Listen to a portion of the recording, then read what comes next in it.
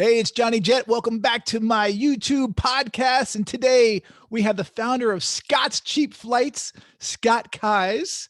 It's not Keys, I just learned, which is good to know. Scott, welcome to my show. Johnny, thank you for having me. Great to be with you. You too. Listen, I've been a fan of yours since I think pretty much since you started sending it out. I mean, one of my things is just finding cheap flights. It's always been that way. And then all of a sudden I was like, who's this guy, Scott? He keeps finding these incredible deals. Where are they coming from? It's a weird hobby. We all have our own sorts of little passions in life. Some people really keep up with the Kardashians and other people are really good at baking. And for me, for whatever reason, I've just been obsessed for years, for a decade, with finding cheap flights. It's what I wake up thinking about, and it's what I go to bed dreaming of. I'm with you on a lot of those times. I mean, I would just spend so much time searching flights and just trying to find it, but you have a much better business sense, obviously, because you created this empire where you have 30 people working for you now. Yeah, there's like 35 folks on the Scotts Cheap Flights team, which I feel bad about sometimes because I feel like a lot of the credit just goes to, oh, Scott, thank you so much for that deal you found. It's like, oh man, we have an entire team that's helping you. I try to remember that when they're thanking me, they're really thanking the entire team that makes it possible. Well, listen, every year I write a post on like 17 ways to find a cheap flights. And one of them is always to sign up for your newsletter. So Scott has a free newsletter and a premium version. Why don't you tell people real quick about that? That's right. So when you go to scottscheapflights.com, you can sign up. And what we do is we make sure that you never miss a great deal out of your home airport. It started back in 2013 when I found the best deal of my life, still to this day, which was nonstop from New York City to Milan for $130 round trip. And I didn't even have any sense that I wanted to go to Milan. I am not a fashion icon, but when you find a $130 flight to Milan, like, of course I'm going to get that. And so I took this trip, had a wonderful time, skiing in the Alps and going to Cinque Terre and all this. When I got back from this trip, all my friends and coworkers kept coming up to me. Hey, Scott, I heard about that great deal you got. Hey, listen, next time you find a deal like that, can you let me know so I can get in on it too? And so rather than trying to remember every single person I needed to let know next time I found a deal, I was like, why don't I just start a simple little email list? And this way, when I find a deal, I can just let everybody know at the same time.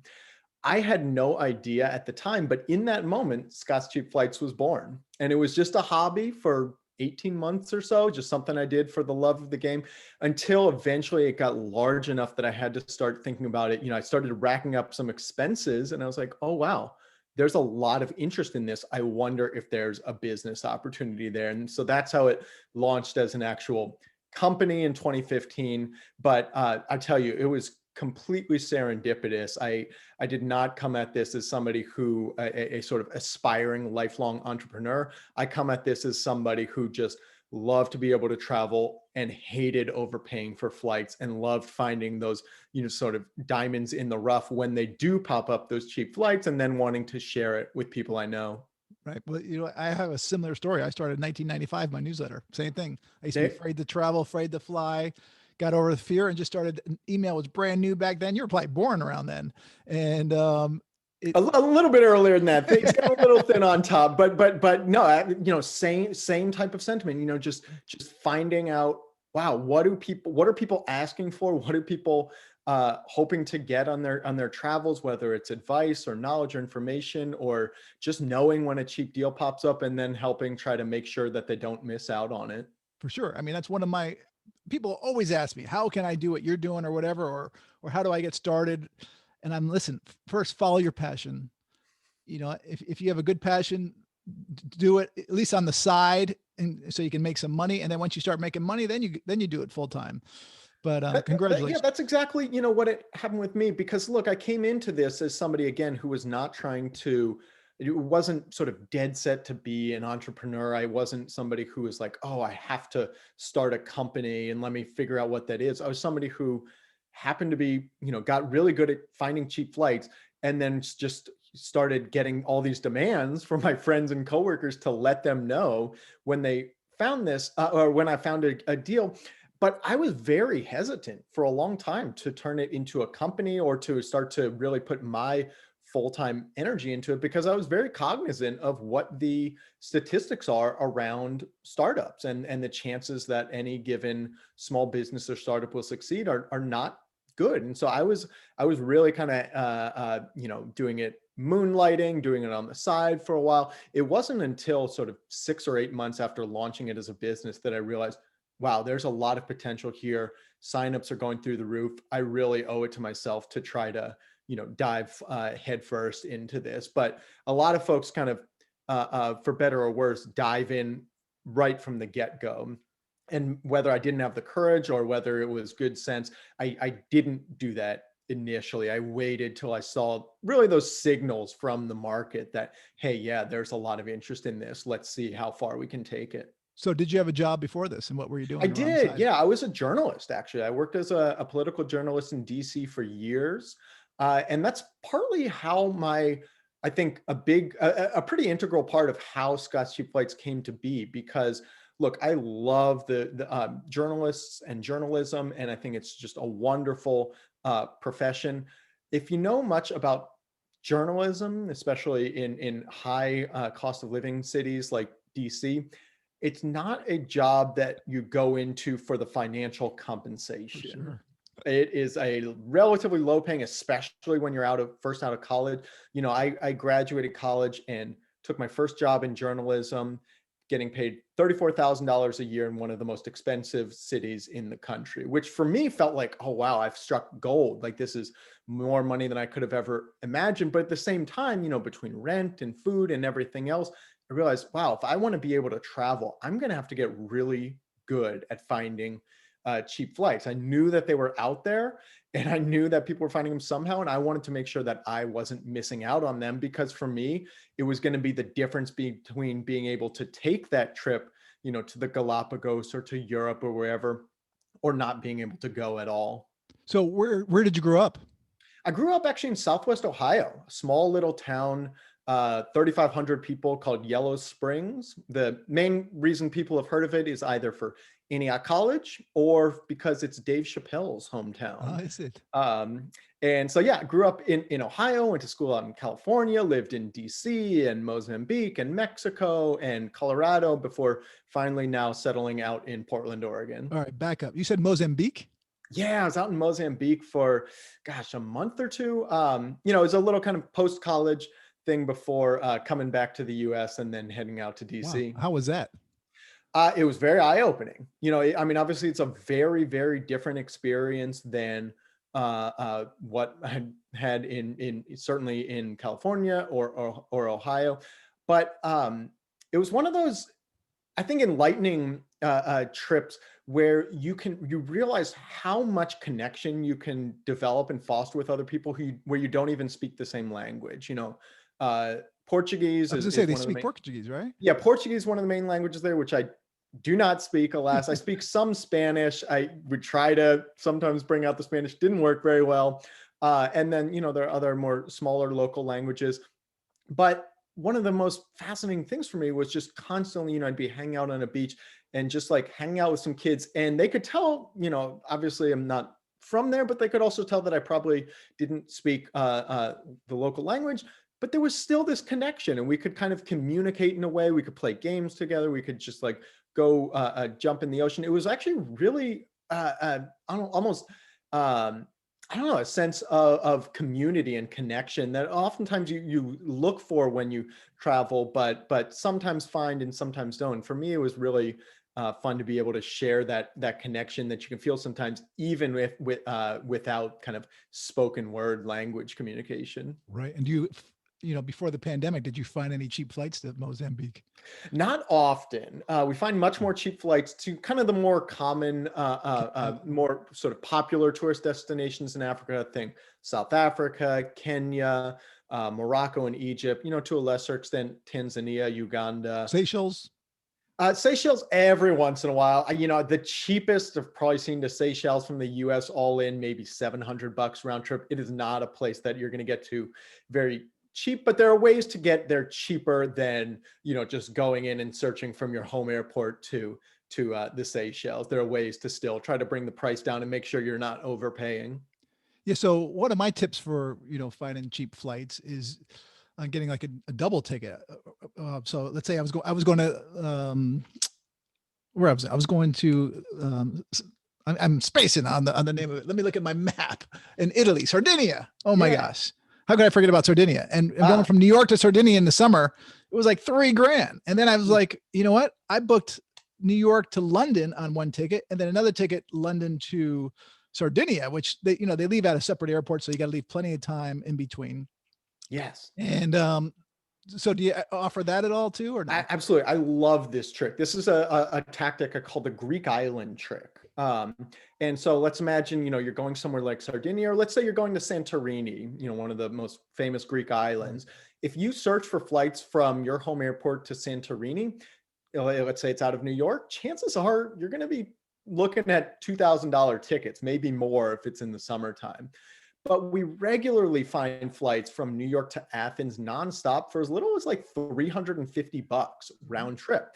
Once you're in Athens, you can get over to Santorini, on a $50 Ryanair flight. You can get there on a $75 ferry, a fast boat cruise out there. There's so many ways to get there cheaper. And so by building your own itinerary, building your own layover, and using what I call the Greek island trick, you end up paying, 40, like less than $500 for a trip that would otherwise cost $2,000 just by searching it in one itinerary. So kind of being smart, especially when you're trying to go to maybe a more remote or far-flung destination like Sardinia, like Santorini, finding a cheaper flight across the ocean and then getting a separate ticket onto your final destination. For sure. So is there one airline that you think does a great job internationally for cheap flights and domestically, or it just depends on everything? It totally depends. One day it'll be Delta offering flights from Atlanta to Amsterdam for $300. And the next day it'll be United with their $350 flights to Rome. And the next day it'll be British Airways. It really kind of fluctuates. And so one of the pieces of advice that I give folks is, rather than trying to kind of build things in advance, decide what airline you're flying on, decide exactly where you're going, this or that. Try to set the price, try to set cheap flights as the top priority. One of the chapters that I have in my forthcoming book, Take More Vacations, is that the way that we tend to search for flights, the traditional way of searching for flights, is actually backwards if you're hoping to get cheap flights. So it's a 3-step process. Step 1, you decide where you want to go. Step 2, you decide when you want to go there. And only on step 3 do you look, well, what do the flights cost? What is the airfare like? By setting price as the last priority, it's not terribly surprising we end up getting some expensive flights. So instead of doing that, what I recommend is taking that same 3-step process and actually flipping it on its head and use what I call the flight first method. Step 1, where are there cheap flights out of my home airport? Okay, there are flights from New York right now, under $400 round trip to Morocco or to Rome or to Croatia.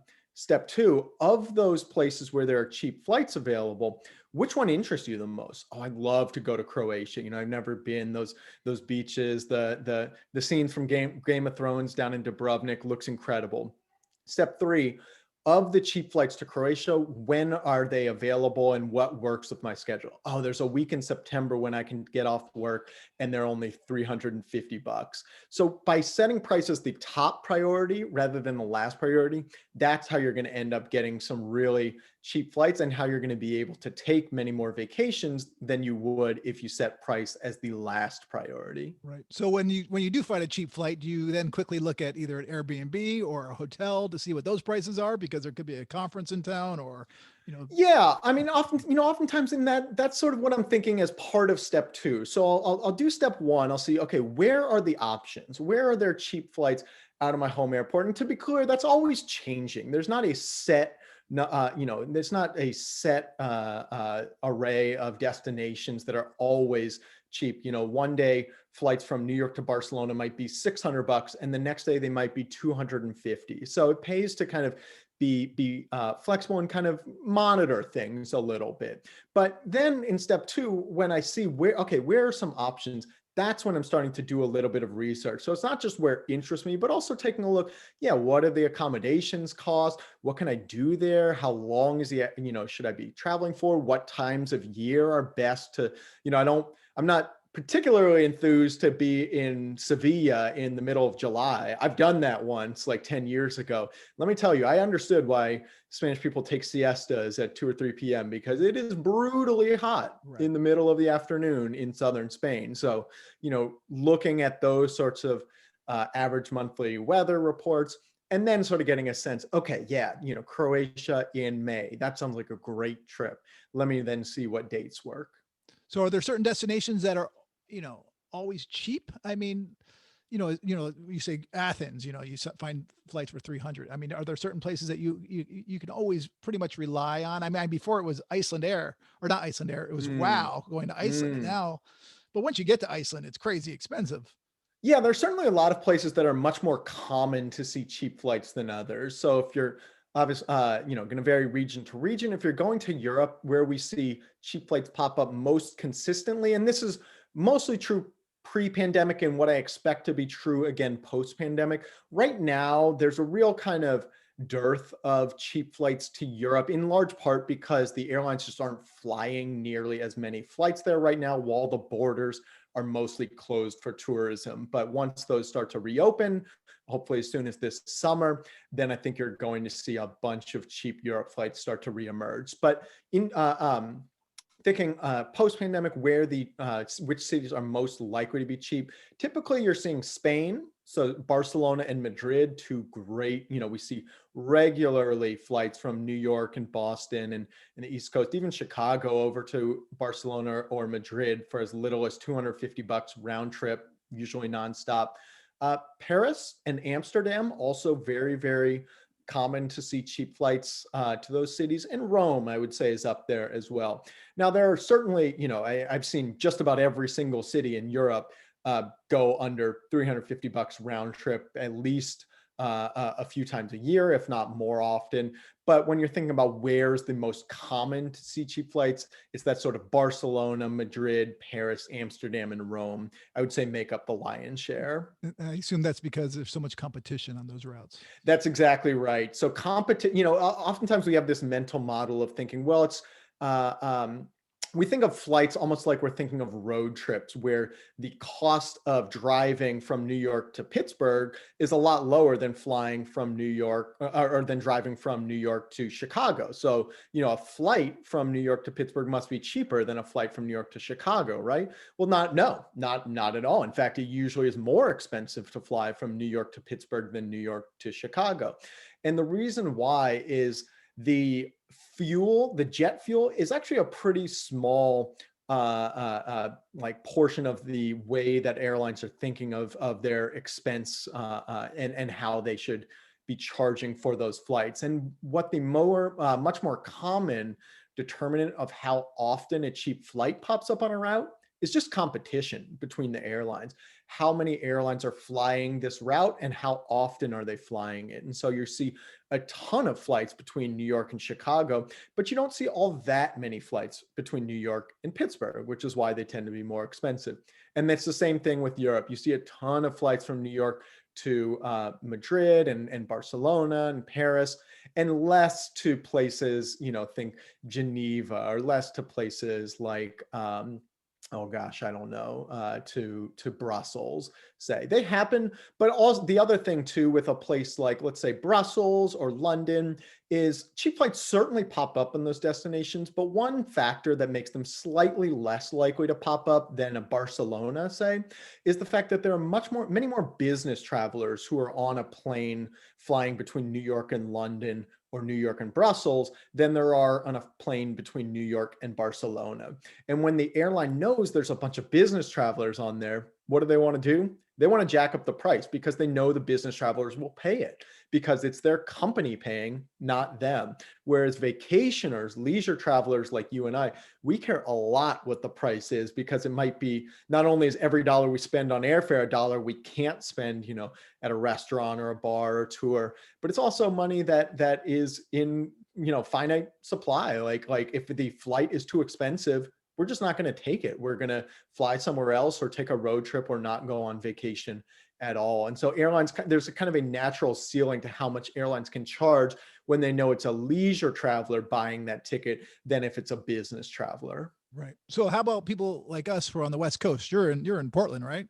That's right. That's right. Yeah, you actually see a good number of cheap flights, even to Europe, even from the West Coast. Now, it's going to be slightly more true if you live in LA or San Francisco or even Seattle. But for instance, the it is typically cheaper to fly from LA to, let's say, Barcelona than it is to fly from, I don't know, Albany to Barcelona or Right.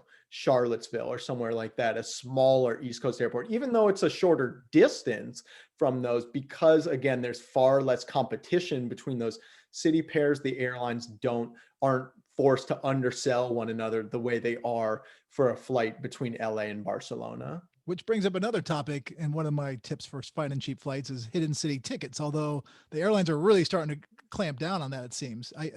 I mean, I assume that you do not condone it because, the airlines will not be too happy, but I mean, I don't have any moral compunction with it. I think it's totally fine from a moral standpoint agreed. to be buying hidden city tickets. But we typically don't send those out to the Scott Street Flights list just because it's somewhat of an advanced tactic. This is the method of buying a flight and getting off in the connecting city rather than getting off in the final city where you were originally ticketed to fly to. And there are a few sort of terms and conditions. You need to make sure you don't check a bag. You need to make sure you're not telling the airline what you're doing. You need to make sure you don't buy a round trip flight, because that way, if you don't fly that last leg of a round of your initial outbound flight, then they just automatically cancel the rest of your ticket and you won't have a return flight. So this is why it's not necessarily for the average traveler, for your sort of Right. once a year vacationer, but for folks who travel a lot and are really sort of have a sense and comfortable with how to go about it, it can definitely be a way that can save a good amount of money. You just need to be sure not to overdo it. Airlines, to the extent they're clamping down, it's mostly, from what I've heard, when somebody's buying hidden city tickets, 10, 12, 15 times a year. Right. Whereas, I've done it once or twice. You can do it every now and again. They're not going to be the odds that you're going to get clamped down on for doing it every once in a while very, very low. Right. For example, on that, by the way, LA to Charlotte, before the pandemic, it was only one flight, American. And I'm sure it's the same now, but that flight would be $540. But if you booked LA to, let's say, LaGuardia or Jacksonville via Charlotte, it could be $150. So you would save, almost $400 just by, getting off booking a one-way ticket. So, I mean, Exactly. And to be clear, there's nothing illegal about it. It is absolutely not against the law. There is no law that says you Right. can't do this. The airlines don't like it though. And they say it's against their terms and policies, which is why you don't want to go around, shouting from the rooftops that you've got a cheaper hidden city ticket. But the reason why I don't have any moral compunction with it is the New York Times ethicist gave its blessing as well. They say, if you buy a large pizza, there's nothing saying you have to eat every single slice. Like, it's okay if you eat half and don't eat the other half. And in the same way, it's fine if you buy, a full ticket to LaGuardia, but you just get off in Charlotte. That's a good analogy. I never thought about that one with the pie, the pizza, which is my I'm hungry. favorite. It's lunchtime. Yeah, you're getting me hungry. So have you traveled extensively? I mean, I know you have, but do you have any idea how many countries you've been to and how many continents? Oh gosh, been to about 46 countries, I think, on last check. The only continent I've never been to is Australia, New Zealand, and I guess Antarctica. Gonna get there someday. Gonna get there one of these days. Really excited to visit New You Zealand. got to go to Australia. I gotta go. I don't know why I haven't yet, but it's gonna happen sometime soon. Yeah. Well, Australia used to be crazy expensive. And then it went down in price, but now you can't even go to Australia or New Zealand for that matter until this pandemic's over. Yeah, it's one of those that I think you're going to see a rebound in the number of cheap flights as we come out of the pandemic and as the borders open. Rewind back to 2018, 2019, we were seeing regularly flights that were, sold normally for as low as $550 round trip from all over the US down to Australia. And then we would actually see a good number of what I call mistake fares, when the airline accidentally sells a ticket for 95% off. That's how I got that $130 round trip flight to Milan. That was 100% a mistake fare. But we saw actually a good number of mistake fares to Australia and New Zealand. My co-founder Brian actually got I think it was a $230 a round trip flight for his entire family down to New Zealand. And so when those pop up, especially with somewhere that's on everybody's bucket list, like Australia and New Zealand, those are some of our favorite deals that do pop up.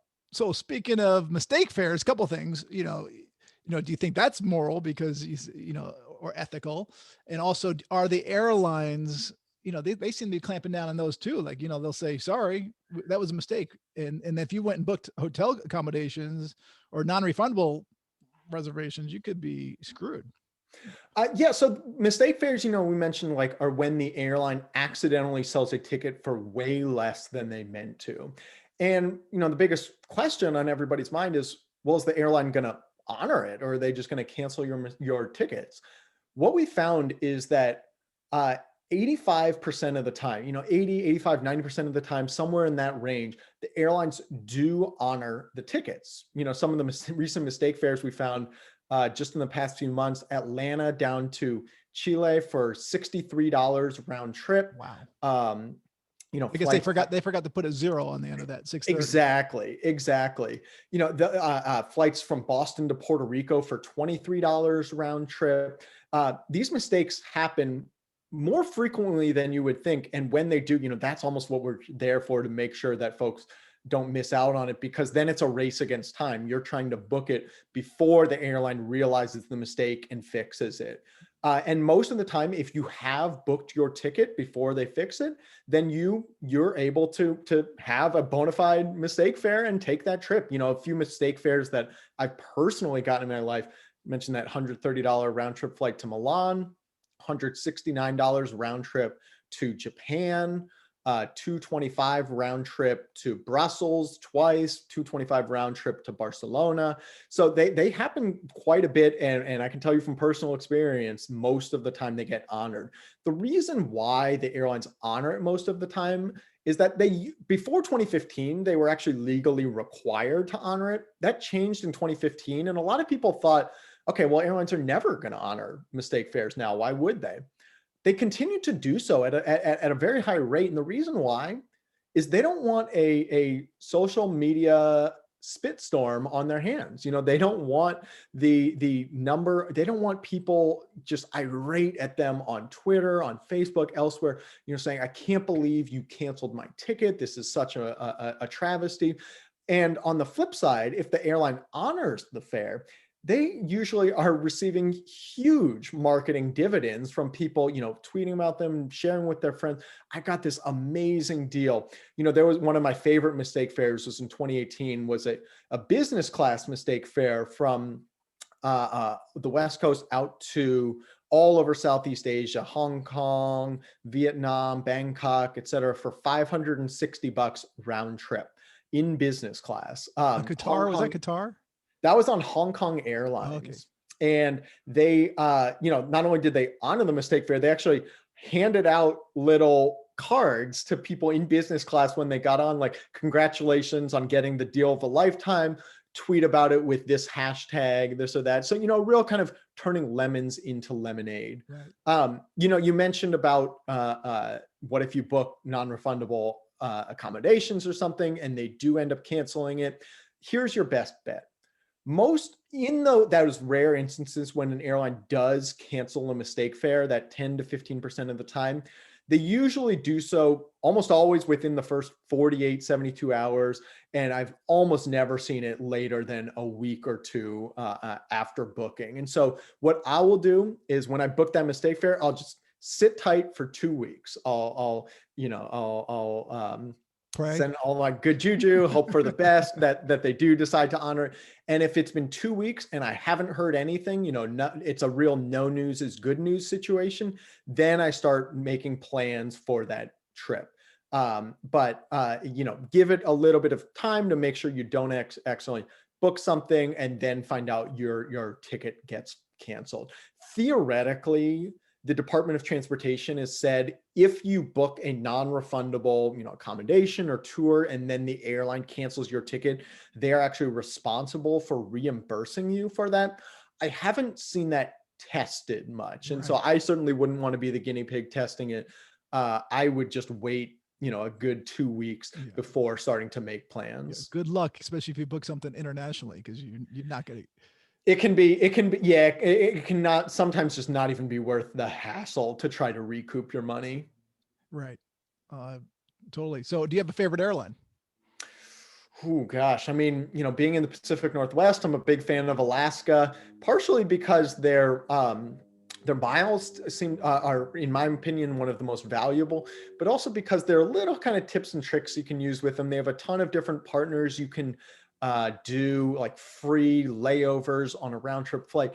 I've been a fan of Alaska, but generally I'm not loyal to any one airline because I'm loyal to the bottom line. I'm loyal to cheap flights. And so if a flight is cheaper on Southwest, if it's cheaper on American, if it's cheaper on Delta, I'm generally going for wherever's cheapest. But I still, to be clear, uh, price is one of the main factors. It's not the only factor. And that's why, every deal we send out on Scotch Cheap Flights, it has to be cheap. Yes, of course. But it also has to pass what we call the bestie test. It has to be a deal that you would be comfortable sending to your best friend. And so that means, not on a real kind of budget airline that no frills, charging you for everything, not a, 3 connections or 60 hours of travel time or this or that. I still have my limits, but generally I don't have loyalty to one airline or another. Gotcha. And how about what was I say? What is your best travel tip in terms besides signing up for your newsletter? My best travel tip. One of my favorite travel tips is a little happiness hack. One of the kind of happiness researchers whose name escapes me at the moment, but he's done a lot of kind of research and study into the ways that our memory works and how we tend to enjoy, especially moments of a trip. And he says, the way that we uh, tend to enjoy our trips is what he calls the peak end rule. And so our biggest memories from any given trip in the past are how we felt at the peak, emotional state during it, and how we felt at the end of the trip. And so, because the end of the trip, especially, is so important, what I'll usually try to do is save, some fancy dinner, some really fun tour, something special for that very last day on the trip, because that's almost a way to make sure that I'm not only have something to look forward to throughout the trip, but that my memories of that trip are so, just fruitful and exciting and memorable, in a way that it might be less so if I did all my fun activities in the beginning and then just sort of coasted for the rest of the trip. Scheduling a great activity or a great meal for your last day is a simple little way to make it so that your future self ends up looking back on that vacation with more happiness. And do you have a best um, happiness trip? I mean, what was your favorite? My favorite trip I mean, gosh, that's like deciding between children, but um, Do you have children, by the way? I do. I've got a 2-year-old, and yeah, learning this sort of travel with kids has certainly Congrats. been eye opening. It's quite a bit different, but it's fun. You get to learn. You get to not only learn this whole new world of travel that you hadn't really been privy to, but you also get to enjoy these destinations through, in my case, my daughter's eyes, and that's such an uplifting and rewarding experience for, a jaded 34-year-old like myself. Seeing, I've been to Mexico however many times, been to Japan however many times, to see it with fresh eyes is really, really a joy. And so, my favorite place is when I'm, Scott, I'm giving you a free ticket. You can go anywhere. It's probably going to be Japan if it's a longer trip, or Mexico if it's a shorter trip. And have you traveled during the pandemic? I have. I took one trip down to Arizona late last year, and the thing being, usually in a given year, I'm on a plane every 2 weeks or so, and so it's been a very different past 12 months, only having taken one trip during that entire time. But we tried to take a trip in November when things were looking a little bit calmer, because we knew, look, the winters in the Pacific Northwest tend to be pretty gray, pretty brutal. You really want to try to get out and find some sunshine at least once during that time. And we said it might be pretty tough early in 2021. Let's take a trip, just after the election, and be able to get some sunshine, get some happiness, and then sort of ride it out until we were able to get vaccinated. Yeah. I mean, I have a 19-month-old daughter and I have a 4.5-year-old son. And listen, it's been the best. My daughter has never been on a plane. Because we're waiting 8 months till she got all our vaccinations and everything. And then the pandemic hit. We had all these trips planned. My son in 2 years has been on about 70 flights, Oh my which gosh. is crazy. I tell you, yeah, it was the same thing with us. We had so many trips planned for 2020, not least of which because that she was going to turn 2 in late 2020, and so we wanted to try to get as many free lap child tickets as we could before she turned 2, and then the world had other plans, so we Right. weren't able to take advantage of those. But if we end up having another kid, going to try to take as many of those lap child free tickets as we can. Well, one of my buddies, Peter Greenberg, is like, do not ever use the lap child method because it's just Really? not safe. There really are a flying torpedo if there's any sudden stops and you can't hold on to them tight enough. Oh, So, wow. when you find these cheap flights, I think it's probably better to buy one extra one. And usually when I was flying with my wife and my son, I would always get the bulkhead of, Mm, in coach, and I'd book all 3 seats because it was usually a 3 and 3 because we'd go to Toronto a lot from LA or wherever we'd mm. go. But it's so much easier having that bulkhead, not having to worry about him kicking, and also having that extra seat and also the privacy. So if she was breastfeeding and things like that. Sure. And I'll tell you what was a real revelation for me was we flew to Belarus when my daughter was, about a year old or Wow. so. I hadn't realized that in the bulkhead aisle of these long haul international flights, you can have a crib Yep. essentially that attaches to the bulkhead wall for the infant. Totally. And I don't know, I just in my flying career had never seen it, and it was such a relief. I mean, tell you, it made our lives so much easier than it would have been otherwise on that 10, 12 hour Amazing. flight. And real quick before I let you go, why would you go to Belarus? So I actually have family there. Okay.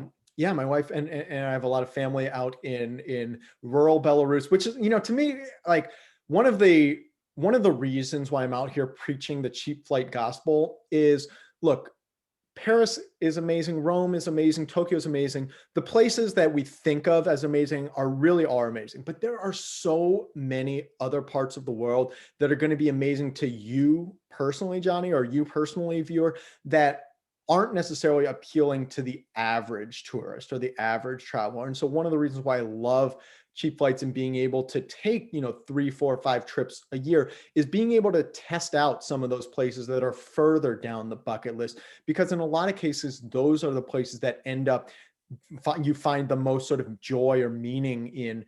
Some of my favorite trips I've ever taken have been to places like Lithuania or Trinidad and Tobago, places that are, Taiwan, that aren't really at the top of the average tourist's bucket list, but for me personally, I just found so much joy in. And when I found this, one of the things I covered in the book is this idea of a travel career ladder, that when you first start out traveling, yeah, you go to kind of the big hits, the traditional tourist favorites, but as you take more trips, you actually get better at traveling. It's almost like a skill or a muscle that you exercise and you get better at, and you get better at figuring out the parts of travel and the parts of specific destinations that are going to make you personally the happiest, give you the most joy, and then be able to on future trips better pair that. So if you're somebody who really likes, street food, finding these sorts of destinations in cities around the world that have just delectable street food, but that might not be on the sort of average tourist bucket list. I agree with you 100%. And by the way, did my quote make the back of your book? It absolutely did. It's right on there. Awesome. I would show you, but this one actually is just a tester copy, and it has a white page on the Okay. And back. how about that passport over your shoulder? Is that a real passport? Or is That's that a my prop? real passport. Yeah, Wow. absolutely. I've got my white CDC card just off camera as well. I'm going to be protecting that as though it's my passport in case there are more places like Iceland or Belize that are Right. letting vaccinated travelers bypass the normal testing or quarantine So requirements. are you seeing a big uptick in people interested in traveling and traveling? I mean, obviously the TSA is, but how about internationally? Or do you have hopes for international, or are you going to be sticking to mostly to domestic? Yeah, but, yes to all fronts. I think about a month ago, we started to really see an inflection point, not only in public sentiment, but even in our own internal numbers. People have been, doing everything they can for the past 12 months, making so many sacrifices. And for a lot of folks, that's meant not taking the normal trips that they were so excited to be able to take in a normal year. The pent up demand for travel right now is unlike anything we've ever seen. And so you're just starting to see that get released, not only in the folks who are traveling today, but when you look at the number of flight searches, it is way up into the right. The number of people searching for flights to Maui, to Cancun, to Puerto Rico are actually up double digits compared to March of 2019. So it is really, I think we're going to see a pretty massive travel surge here over these next few months as people do their best to try to make up for lost time and make up for those trips that they weren't able to take over the past few months. And where's your first trip going to be with your family? I've got a flight actually scheduled to Spain in June that I'm crossing my fingers about, because Yeah. right now, today, American tourists can't go visit Spain, but they're talking about trying to reopen for American tourists and beyond as early as mid-May. Spain and Greece are really trying to make sure that they don't miss out on another summer travel season and open up by mid-May. So, I will see. There's It's gonna be obviously, close. It's going to be close. it's going to be close. There's, if we've learned nothing during the pandemic, it's that you got to make your travel plans in pencil rather than pen. Right. But I'm cautiously optimistic that that trip will happen. If not, no big deal. You can change your flights without having to pay any penalty right now. And so I'll just push it back to July or August if need be. And do you think the airlines are going to change that tomorrow? By the way, that deadline for domestic or U.S. airlines is supposed to end tomorrow. For basic economy tickets, that flexibility, to be able to change your tickets without any penalty, that's ending at the end of March. Tomorrow. Throughout the pandemic, they keep on pushing it back, another month or two. I think this is the deadline that sticks, because the airlines had to do this when they were trying to entice more bookings, when they were seeing, that this was the only thing that was going to get people to book.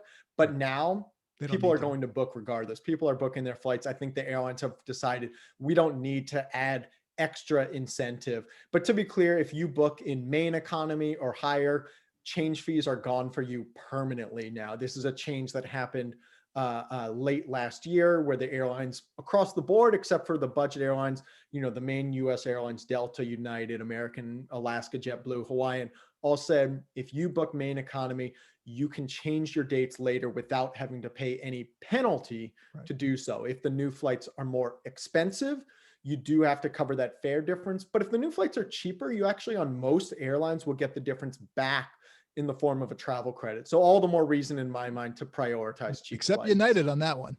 Exactly. I wish United would change their policy, both because it's the right thing to do and because it would make my explanation much simpler. Yeah. To be able to just say, all the airlines, you get your money back if the new flight is cheaper. For sure. And also we should give some love to Southwest, because they never charged. Yes. To change.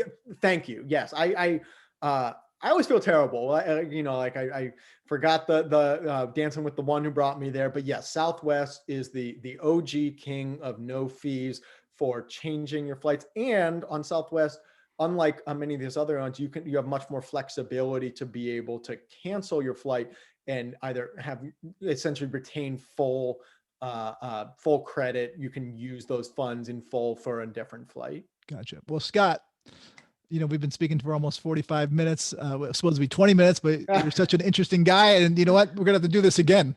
Absolutely. If it's not clear, I love talking about flights, cheap flights, travel. So I appreciate your having me on. I would love to do it again sometime soon. All right, good. Well, everyone, please sign up to Scott's Cheap Flights. Get the premium version if you really want to get the good deals. And how much is that? $59? $49 a year. $49 a year, even better. And also, please sign up to my newsletter. It's free. I got a daily travel tip and a weekly newsletter. And also subscribe to this podcast and YouTube channel. All right. All right, guys.